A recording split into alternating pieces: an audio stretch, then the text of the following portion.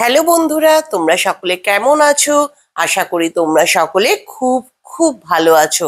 আমি প্রিয়াঙ্কা আজকে আবার চলে এসেছি তোমাদের জন্য একটা নতুন ভিডিও নিয়ে। আজকে আমি তোমাদের বলবো যে সিঙ্গাপুর কি করে এত ক্লিন থাকে।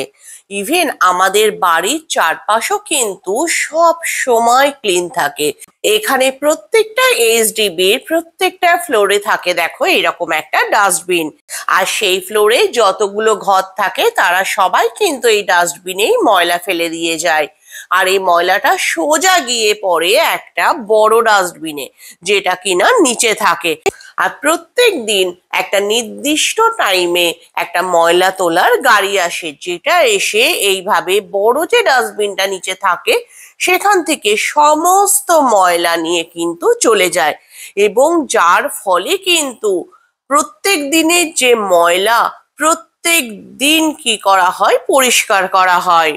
সিঙ্গাপুরে কিন্তু তুমি ডাস্টবিন ছাড়া অন্য কোথাও যদি ময়লা ফেলো, ইন দ্যাট কেস কিন্তু তোমাকে ফাইনও দিতে হতে পারে। এইভাবেই দেখো সিঙ্গাপুর সব সময় ক্লিন থাকে।